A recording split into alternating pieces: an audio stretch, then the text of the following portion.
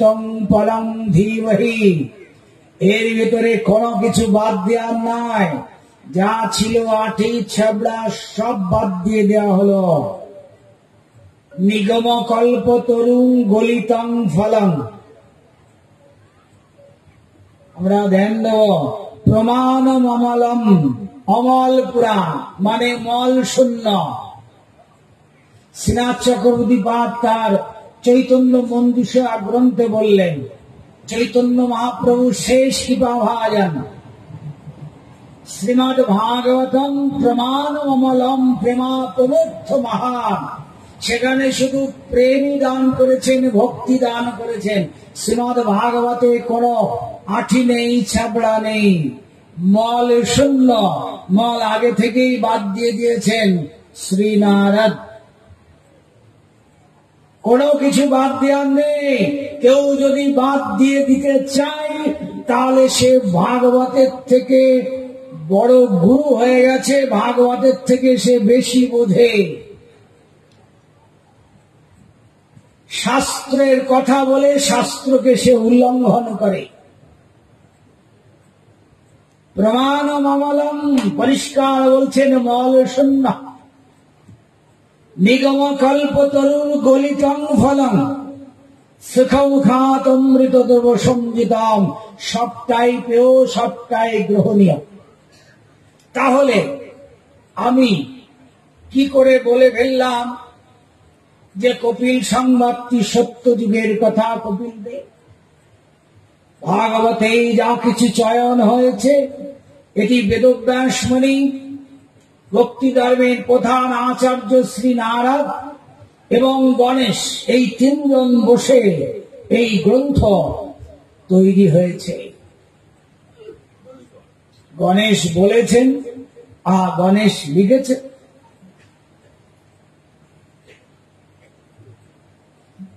তাহলে আমরা কি করে বাদ দিয়ে দিলাম? আমরা এই কথা আনলাম এই জন্যে, আমরা যারা কৃষ্ণ ভক্ত, বিশেষ করে আমাদের যারা গৌড়ীয় ভক্তবৃন্দ আছেন, যারা কৃষ্ণ ভজন করেন, তাদের ভেতরে একটা বিশেষ অ্যালার্জি আছে। আমি কেন ভক্তিকে ছেড়ে আবার এইসব আসন প্রাণায়াম এগুলো করতে যাব কেন? এগুলো আমার দরকার কি? কিন্তু সেই আসন প্রাণায়ামের কথা যে শ্রীমদ ভাগবতে বলা হলো, ভগবত গীতাকে কেউ বাদ দিতে পারবে? ভগবত গীতাতে স্বয়ং ভগবান তার নিজের মুখে সেই ৪র্থ অধ্যায়ের ২৯ নম্বর শ্লোক থেকে বলছেন, স্বয়ং ভগবান নিজে কপিল রূপে জন্মগ্রহণ করে মাতা দেবহূতিকে শিক্ষা দিচ্ছেন। কিসের জন্য এটা? আমরা সেই ভক্তিকে যথার্থ রূপে পালন করতে পারি, এজন্যই তো ভাগবত সাধনা। আমার এই মন যদি কৃষ্ণ চিন্তায় মগ্ন না হয়, তাহলে মনের কিসের কাজ? মন যাতে কৃষ্ণ চিন্তায় মগ্ন হতে পারে, ধ্যান করতে পারে, এজন্যই ভাগবত গ্রন্থ, যা ভাগবতের পথে সবকিছু চয়ন করা হয়েছে। আমি কি করে সেই কপিল দেবের অধ্যায়টাকে বাদ দিয়ে দিলাম? ভাগবতের কোন অংশ বাদ দিয়ে প্রকৃত ভক্ত হওয়া যাবে না। রাধে রাধে। আর মনের যদি চঞ্চলতা থাকে, তাহলে যে মন দিয়ে গোবিন্দকে ডাকতে হবে, শরীরে যদি কঠিন ব্যাধি থাকে, তাহলে ব্যাধিগ্রস্ত ব্যক্তি সার্বক্ষণ ব্যাধি নিয়ে চিন্তা করবে, সে ভগবানকে ডাকবে কি করে? রাধে রাধে। আচ্ছা বলুন তো, যারা অসুস্থ আছেন, যারা কঠিন, যারা ব্যাধিগ্রস্ত, তারা ঠিক মতো সকালে ঘুম থেকে উঠতে পারেন, স্নান করতে পারেন না, কত বাধা। ভাগবত কথা শুনতে এসে বসলেও বেশিক্ষণ বসে থাকা যায় না। ব্যাধি হলে কি করা সম্ভব? করা সম্ভব না। তো তাহলে ভাগবতের কথা পালন করে সেই ব্যক্তি যদি ব্যাধি থেকে মুক্ত হয়ে যায়, বিনা মেডিসিন, বিনা ওষুধ খেয়ে সে যদি ভালো থাকে, সব থেকে বড় রোগ তো মনের রোগ। সেটা কি? দুশ্চিন্তা, খারাপ চিন্তা করা। এর কোনো কি চিকিৎসা আছে? কোন আয়ুর্বেদিক, অ্যালোপ্যাথিক কেউ কোনোদিন চিকিৎসা করতে পেরেছেন মনের চিকিৎসা? যে দুশ্চিন্তা, আজ পর্যন্ত কেউ মেডিসিন আবিষ্কার করতে পেরেছে? কিন্তু ভাগবতে আবিষ্কার করেছে মনের যে চিকিৎসা, মনের দুশ্চিন্তাকে কি করে নিরাময় করতে হয় ভগবান কপিল রূপে সেটি আমাদেরকে শিক্ষা দিয়েছেন, যা অত্যন্ত আমাদের প্রয়োজন। আর মন থেকে যদি দুশ্চিন্তা চলে গিয়ে ভগবত চিন্তা হতে থাকে, তাহলেই তো আমার জীবন সফল হয়ে যাবে। এই জন্যই তো সাধনা, এটি ভাগবতের কথা। আমরা ধীরে ধীরে কিঞ্চিৎ শুনব। কেন? দেখুন, আমরা আসনকে মানতে চাইছি না, কিন্তু ভগবান তো কান মেলে। আহ্নিক করতে গেলে একটি আসন পাততে হবে, একটি আসন পাততে হলো। তো আমি বলছি আসন প্রাণায়াম কেন করবো? আসন পাতলেন, আবার আসনের পরে আসন করে বসে আহ্নিক করতে হয়। কেন করতে হবে? যদি ওই আসনে বসে আহ্নিক না করি, তাহলে তো বসে যত পৃথিবীর বাজে চিন্তাগুলো আসবে। আচ্ছা বলুন তো, যারাই দীক্ষা নিয়েছেন, সত্য হৃদয়ে হাত দিয়ে বলতে হবে, যখন আমরা বসে আহ্নিক করতে বসি, মাত্র 10-15 মিনিটে 4টি আসনকে আশ্রয় করে তারা নামাজ পড়ে। আমরাও করি, কিন্তু আমাদের একটু অনুভূতি জানার অভাব। এগুলোকে জানা। প্রসাদ পেতে গেলেও আসন করে বসে প্রসাদ পেতে হবে, তাহলে প্রসাদটা হজম হবে ভালো। আমরা পদ্মাসনে বসে অথবা সুখাসনে বসে অথবা বজ্রাসনে বসে যদি প্রসাদ পাই, তাহলে প্রসাদটা সুন্দরভাবে হজম হবে। রাত্রে শয়ন করতে গেলেও আসন করে শয়ন করতে, 2টি আসনে শয়ন করে। এক হচ্ছে বালা আসন আর সভা আসন, 2 আসন করে শুতে হয়। তাহলে সুনিদ্রা হবে। সুনিদ্রা হলে পরের দিন আমি কাজকর্ম ভালো করতে পারবো, রোগ ব্যাধি হবে না। এগুলোই ভাগবতে বলা হচ্ছে। এগুলো জানলে কি আমি ভক্তির বিরোধী হয়ে যাচ্ছি, না ভক্তি ধর্মের কোন খিলাফে যাচ্ছি আমি? রাধে রাধে, বোঝার দুর্বুদ্ধি আমাদের। এগুলো জানলে আমি, শুধু জানলে হবে না, করতে হবে নিজের জীবনে। মনে রাখবেন, যেদিন মন থেকে, মনের দুশ্চিন্তা থেকে আপনি মুক্ত হতে পারবেন, সেদিনই প্রকৃত সাধু হতে পারবেন। আর এটা হওয়া যাবে একমাত্র ভাগবতের পন্থার দ্বারা, অন্য কোন পন্থার দ্বারা সম্ভব নেই। ওই সেই ভাগবতের পন্থা। আমরা অন্য বাইরে আমরা যাব না। ভাগবত এবং গীতায় যেটি আছে সেটাই শিখব, সেই শিক্ষা যার দ্বারা আমরা প্রকৃত ভক্তি লাভ করতে পারি। সেই ক্লাস আমরা আগামীকাল দেব সকালবেলায়। সকাল 6টা থেকে শুরু হবে, গরমের সময় 6টা থেকে 7টা 8টা 2 ঘন্টা ক্লাস দেওয়া হবে। আমি নিজে ক্লাস দেবো আপনাদের।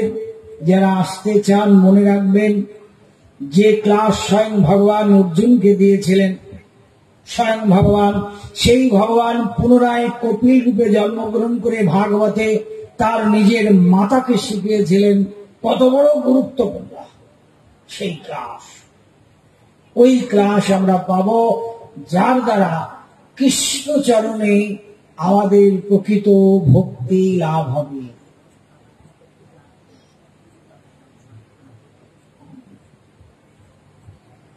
প্রাণায়াম বিষয়ে আমাদের পূজ্যপাদ রামদেব বাবা সারা ওয়ার্ল্ডে তিনি পূজনীয় হয়ে গেছে। বহু মানুষ জীবন ফিরে পেয়েছে।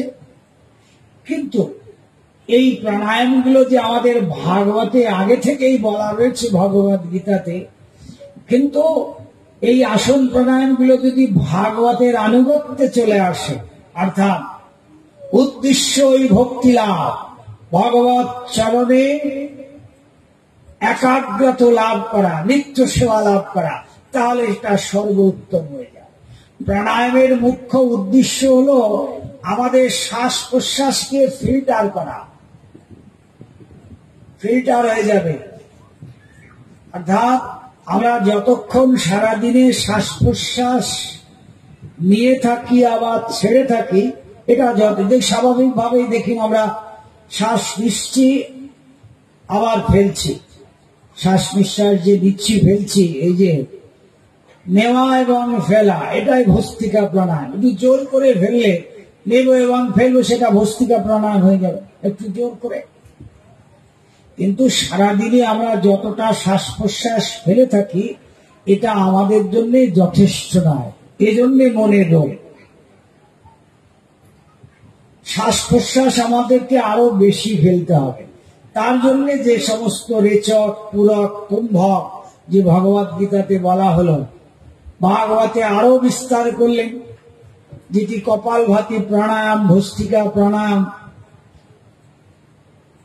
ইত্যাদি ইত্যাদি যে সমস্ত প্রাণায়াম গুলো রয়েছে, এটা কি করে আমার মনকে, একাদশ ইন্দ্রের রাজা হচ্ছে মন, রাজাই যদি অসুস্থ থাকে, রাজাই যদি সে কামুক হয়, সেই যদি দুশ্চিন্তাগ্রস্ত হয়, তাহলে প্রজাদের অবস্থাটা কি হবে? সেটি একমাত্র প্রাণায়ামের দ্বারাই সম্ভব। আর সুগার স্পেশা এগুলো পারবেন যিনি প্রকৃত ভাগবত ধর্মের আনুগত্যে ভজন করবে, না তো তার সুগার থাকবে, না তার হাই প্রেশার থাকবে। যে সমস্ত ব্যাধিগুলোর কোনো ট্রিটমেন্ট হয় না, কোনো চিকিৎসা হয় না, সেই সমস্ত ব্যাধি থেকে তারা মুক্ত হয়ে যাবে। এবং যাদের আছে তারাও যদি পালন করে, তাহলে সেই ব্যাধিগুলো তার দেহ থেকে চিরতরে বিদায় গ্রহণ করবে।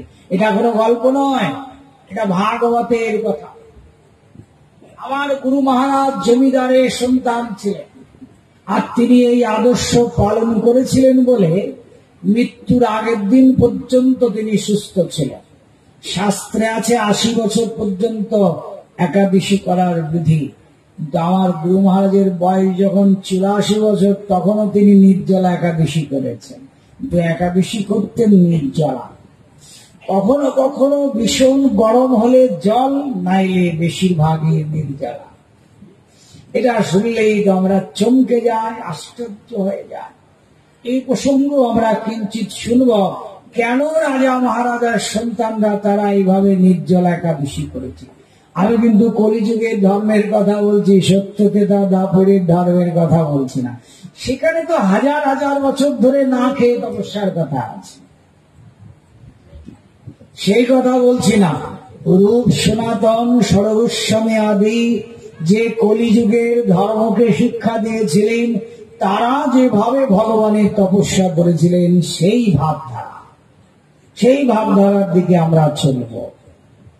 24 দিন না খেয়ে থাকলে কোনো সমস্যা নেই, কিন্তু বরং সমস্যা থেকে মুক্ত হয়ে যাব। কিন্তু সঠিকভাবে সেটা করা আমরা ধীরে ধীরে জানবো, সেদিকে অগ্রসর হব। আগামীকাল ক্লাস হবে, ক্লাসের মধ্যে আমরা প্রতিদিন শুনবো, ওই 2 ঘন্টা ধরে শ্রবণ করব এবং ক্লাসও করব। তাহলে আমরা জানবো যে কদিন আছি, তাহলে প্রকৃত ভাগবত ধর্মকে নিজের জীবনে আচরণে আনতে পারবো। অনেক রাত হয়ে যাচ্ছে, কথা বিশ্রাম দিয়ে দেবো। যাবে না, পুণ্যবান ব্যক্তির পক্ষেও সম্ভব নয়। বলছেন যার সুকৃতির পাহাড় জমে আছে, এই রকম ব্যক্তি সুকৃতির কখনো নাশ হয় না। যারা বহু জন্ম জন্মান্তর ধরে সাধু সেবা, ভগবত সেবা, তাই দেখুন কি হলো, বিবাহ তো দিলেন, তারপরে এক সময় কাশীরাজে 3 কন্যা। খুব সংক্ষেপে আমরা সংক্ষিপ্ত 10 মিনিটের মধ্যে কথার বিশ্রাম হয়ে যাবে। রাধে রাধে।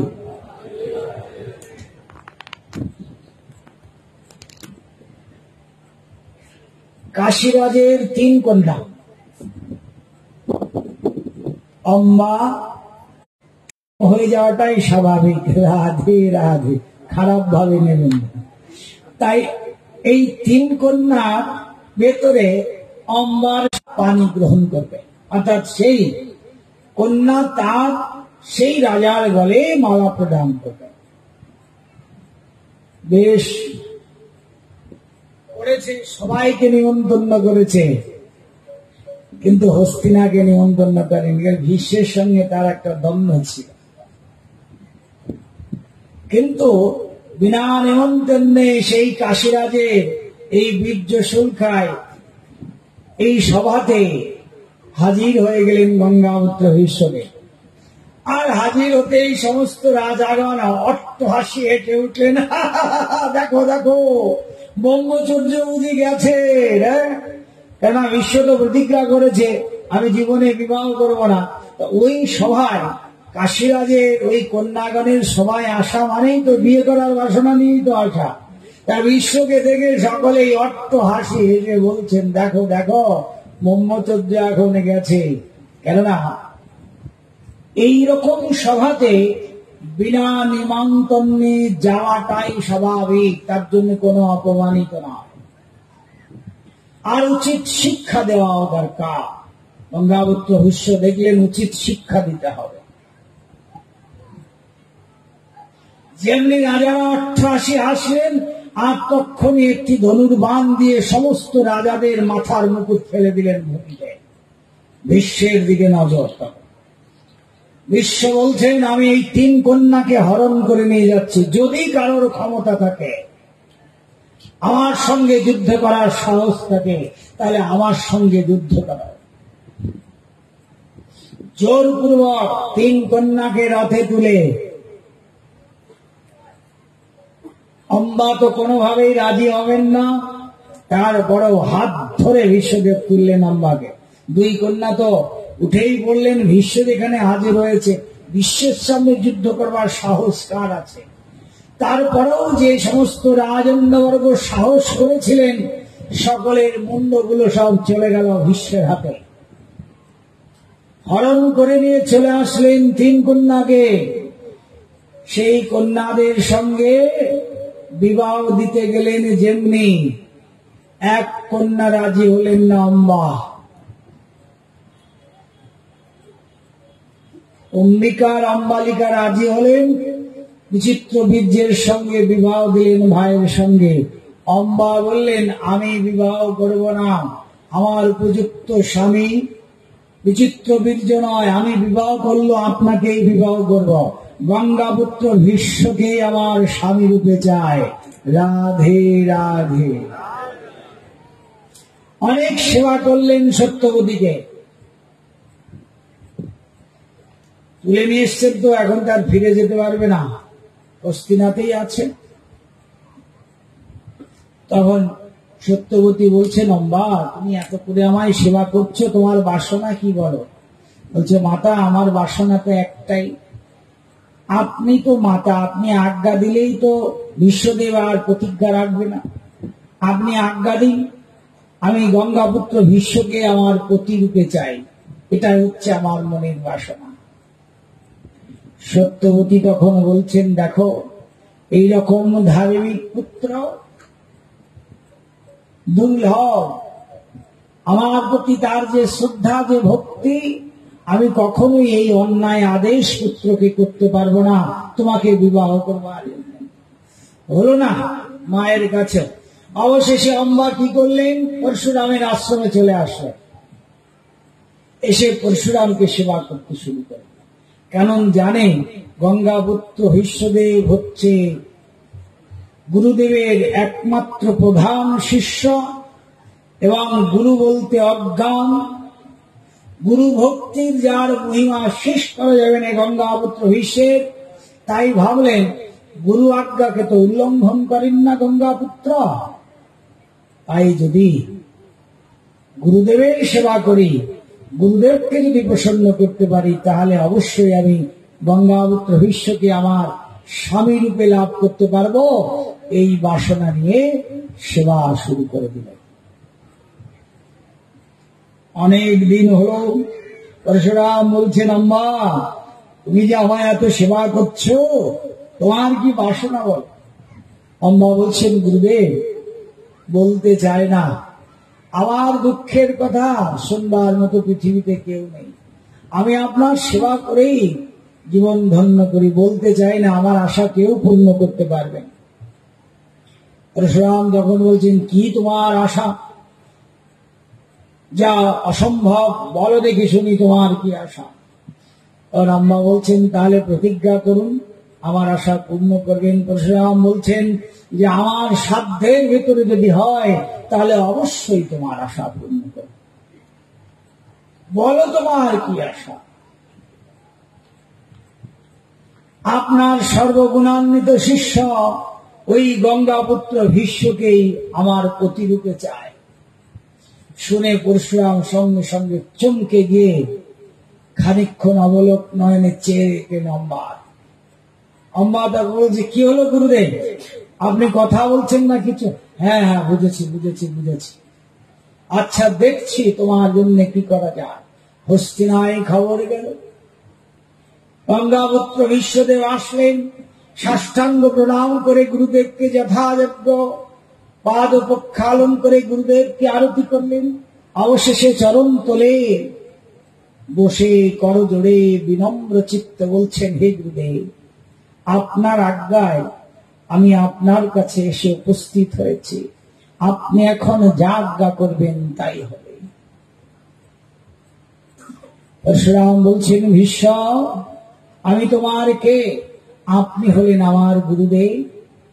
তাহলে আমি যদি তোমার গুরুদেব হয়, গুরু আজ্ঞা পালন করাই শিষ্যের ধর্ম। আমি তোমাকে আজ্ঞা দিচ্ছি, তুমি অম্বার হাত ধরে রথে তুলেছ, তাই সমাজ ধর্মে অম্বার তুমি পানি গ্রহণ করেছ। তাই আমার আজ্ঞা, তুমি অম্বাকে বিবাহ করো। গঙ্গাপুত্র ভীষ্মদেব, গুরু ভক্তি কাকে বলে বুঝতে হবে। গুরুর প্রতি তার বিন্দু মাত্র শ্রদ্ধা নেই। তখন প্রণাম করে গঙ্গাপুত্র ভীষ্ম বলছেন, হে গুরুদেব, আপনার এই আদেশ আমি পালন করতে পারব না। এই তোমার গুরু ভক্তি? তুমি কি জানো ভীষ্ম, আমি তোমাকে প্রাণ দণ্ড দিতে পারি। 21 বার আমি ক্ষত্রিয় শূন্য করেছি পৃথিবী থেকে। পরশুরাম তো কোন সাধারণ গুরু নয়।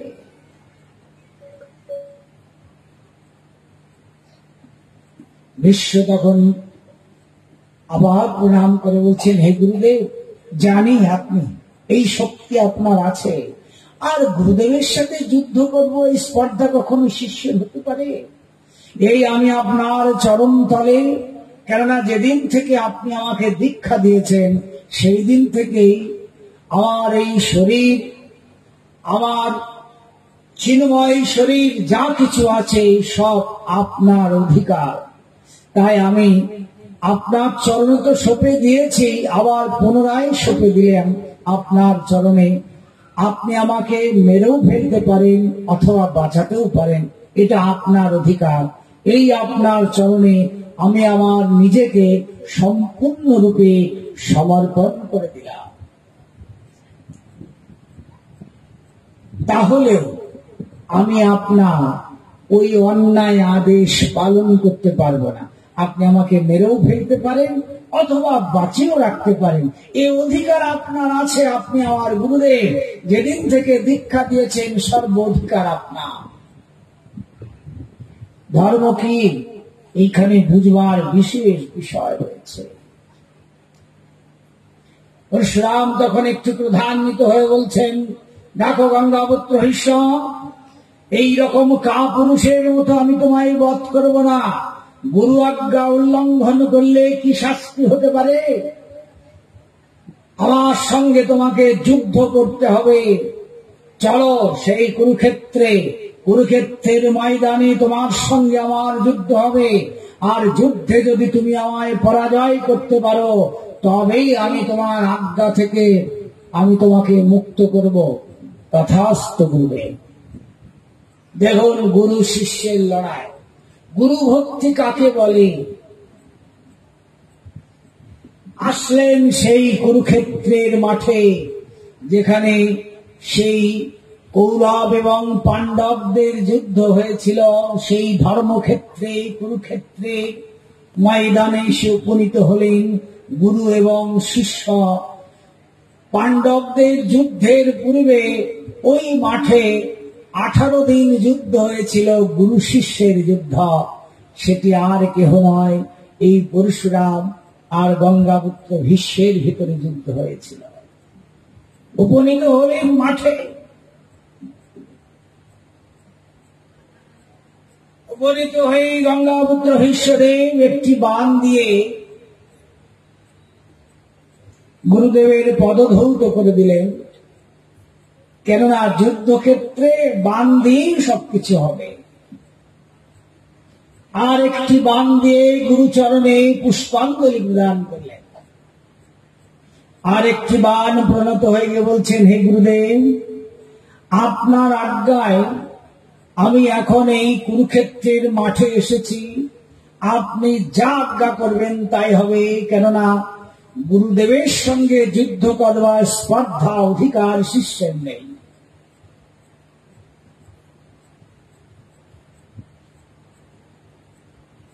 একটি বাণ দিয়ে পরশুরাম ভীষ্মকে চুম্বন করলেন, আরেকটি বাণ দিয়ে আশীর্বাদ দিয়ে বলছেন, বিজয়ী ভব বৎস, বিজয়ী ভব। কেননা কোন শিষ্য যদি গুরুদেবের কাছে আশীর্বাদ চায় আর গুরুদেব যদি আশীর্বাদ না দেয়, তাহলে গুরু ঋণী হয়ে যাবে ধর্মের কাছে। প্রণত হয়ে যখন একটি বার গুরু চরণে বলছেন, হে গুরুদেব, আমি এখন যুদ্ধে প্রবৃত্তি হয়েছি, আপনি আমায় আশীর্বাদ করুন। কেননা কোন কার্য করতে গেলে গুরুদেবের আশীর্বাদ সর্বাগ্রে প্রয়োজন। তাই পরশুরাম আশীর্বাদ করে দিলেন। ভক্তির দ্বারা প্রথমেই জয়লাভ করে বলছেন, পরশুরাম দেখো ভীষ্ম, যদি তুমি আমার যুদ্ধের আদেশ না নিতে, তাহলে আমি তোমাকে পরাজয়ের শাপ দিয়ে দিতাম। গঙ্গাপুত্র ভীষ্ম বলছেন, হে গুরুদেব, গুরুদেবের সঙ্গে যুদ্ধ করা স্পর্ধা কখনো শিষ্যের থাকে? আপনি আজ্ঞা করেছেন, তাই আমি এসেছি। এখন যা আজ্ঞা হবে তাই আমি পালন করব। যাও, এমন ভাবে যুদ্ধ করো যেন গুরুদেবের কোনো অবমাননা না হয়। ঈশ্বরের তাই সেইভাবেই গুরুদেবের সম্মান রেখে যুদ্ধ করলেন। রাধে রাধে, और जोर से दाय गौर शिकानाथ प्रेमानंदे।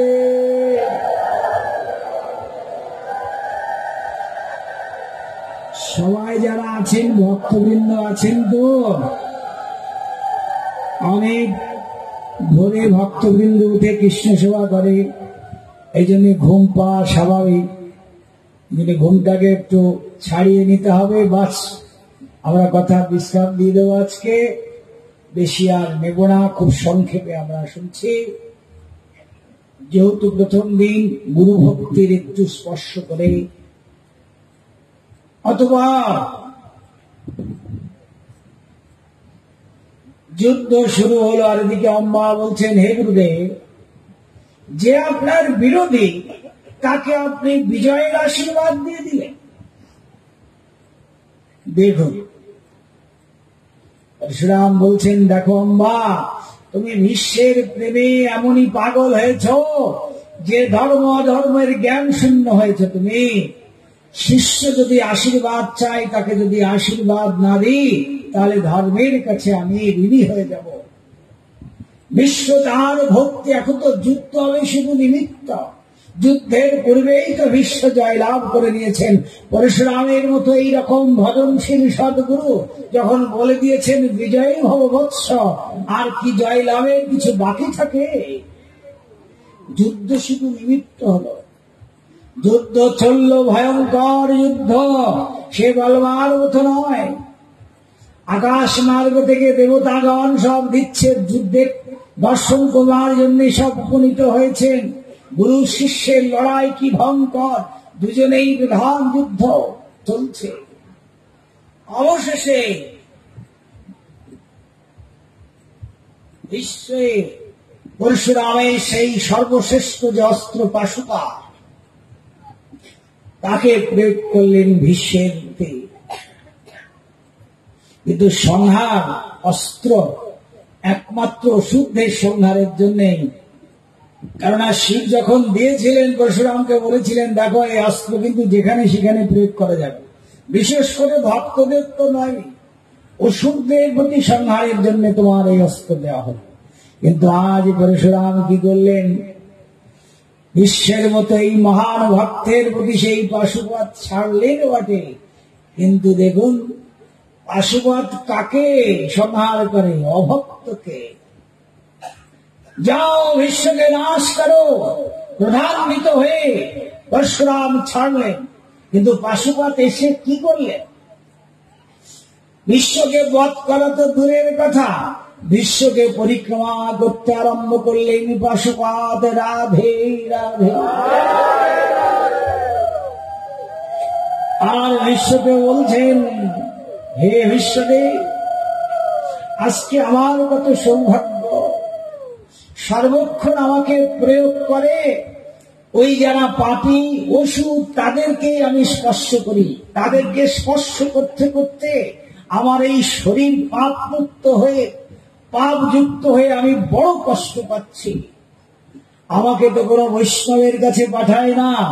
আজকে যখন পরশুরামের কৃপায় তোমার চরণ স্পর্শ করার সৌভাগ্য হয়েছে, তাই আজকে বধ করবার অভিলাষে নয় ভীষ্ম, তোমার সঙ্গ পাবার অভিলাষে, তোমারও তো মহান ভক্তকে পরিক্রমা করে আমি আমার এতদিনের যে অসুর বধের যে পাপ, এর থেকে মুক্ত হব এই আশা নিয়ে বিশ্বকে 4 বার প্রদক্ষিণ করলেন পাশুপাত। রাধে রাধে।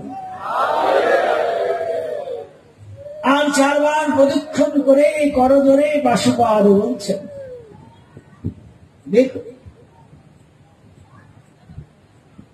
যে আজকে আমি ধন্য হয়ে গেলাম।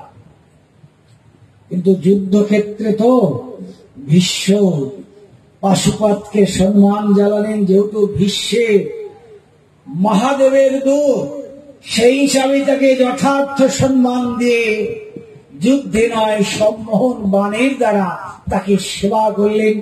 বিশ্বের জয়গান শুরু হয়ে গেল। আকাশ মার্গ থেকে দেবতাগণ পুষ্প বর্ষণ করতে আরম্ভ করলেন। দেবতাগণ সকে সাধু সাধু গঙ্গাপুত্র সাধু বলে সকলে উচ্চেশ্বরে কীর্তন শুরু করে দিলেন। আর পরশুরাম বলছেন, হে পুত্র, হে বিশ্ব, তুমি আমার একমাত্র শিষ্য।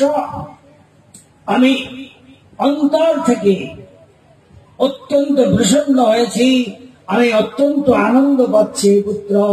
আমি আমার আদেশ থেকে তোমাকে মুক্ত করলাম। আর শিষ্যের প্রশংসা করতে করতে পরশুরাম প্রস্থান করলেন। রাধে রাধে।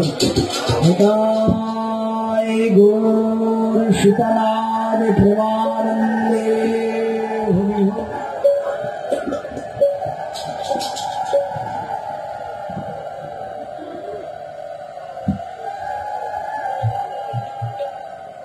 এই যে চরিত্র,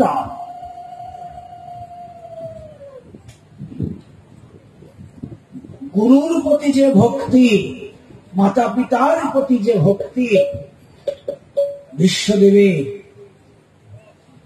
এই ভক্তির দিকগুলোকে আমাদেরকে অংশগ্রহণ করতে হবে। এর ভিতরে অনেক শিক্ষণীয় বিষয় রয়েছে। গুরুর প্রতি তার কোন রকম বিন্দু মাত্র শ্রদ্ধা নেই। ওই যুদ্ধে যত বাণ মেরেছিলেন গুরুদেবকে সব জগন দেশের নিচে, অর্থাৎ নাভির নিচে বাণ প্রয়োগ করেছিলেন পরশুরামকে গঙ্গাপুত্র ভীষ্ম। এর উপরে কখনো বাণ প্রয়োগই করেননি গঙ্গাপুত্র ভীষ্মকে। গুরুদেবের মর্যাদা রেখেই যুদ্ধ করলেন গঙ্গাপুত্র ভীষ্মদেব, তার ভক্তির দ্বারা, গুরু ভক্তির প্রদর্শনের দ্বারা। তাই মনে রাখবেন, কোন কোন সময় পরশুরামের মতো এইরকম মহান ভজনশীল সদ্গুরু, পরশুরাম ভজনশীল সদ্গুরুর বিষয়ে কোন সন্দেহ নেই, কিন্তু অম্বা এই মোহকে কাটানোর জন্যই পরশুরাম এই রূপ লীলা করলেন। কখনো কখনো তিনি এইরকম আদেশ করতে পারেন বলে আমরা ভুল বুঝি। শিষ্যের সরলতাকে নিয়ে, শিষ্যদের সরলতাকে গ্রহণ করে গুরুদেব যদি অন্যায় আচরণ করে তাহলে গুরুদেবেরই অকল্যাণ হয়ে যাবে, শিষ্যদের কোনো অকল্যাণ হবে না। শুধু আমার নিষ্কপটে গুরু ভক্তি করতে হবে। তাই পরশুরামের প্রতি যে ভক্তি, মাতা পিতার প্রতি গঙ্গাপুত্রের যে ভক্তি, এই জন্য তিনি দ্বাদশ মহাজনের অন্যতম মহাজন। এবং সেই ভক্তিকে অংশগ্রহণ করে যদি আমাদের জীবনে আচরণে আনতে পারি তাহলে আমাদের অবশ্যই মঙ্গল হবে, অবশ্যই কল্যাণ হবে। আজকে আমাদের এখানেই কলিযুগ পাবন অবতারী চৈতন্য মহাপ্রভু তার চরণ কমলে অনন্ত কোটি প্রণাম জানিয়ে উপস্থিত এই কাকদ্বীপের সমস্ত ভক্তবৃন্দ চরণে আমার অসংখ্য অসংখ্য ধন্যবাদ জানিয়ে আপনাদের কৃপারজ্জু আমার শিরে ধারণ করে কথার এখানে বিশ্রাম দিচ্ছি। আগামীকাল ঠিক 7:30টার সময় আমাদের কথা শুরু হয়ে যাবে। আপনারা যথা সময়ে আসবেন।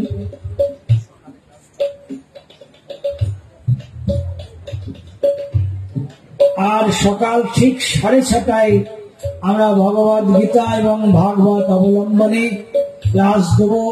বিশেষ করে প্রাণায়ামের যে ক্লাস, ভক্তি অবলম্বনে যে ক্লাস, যা আমাদের ভাগবতের আদর্শকে নিজের জীবনে প্রতিফলিত করতে পারব। রাধে রাধে। আমরা এবার একটু কীর্তন করে কথার বিশ্রাম দিয়ে দেবো। অনেক রাত হয়েছে, আর আজকে আর নৃত্য করাচ্ছি, নৃত্য করবো। এবার একটু মহামন্ত্র করে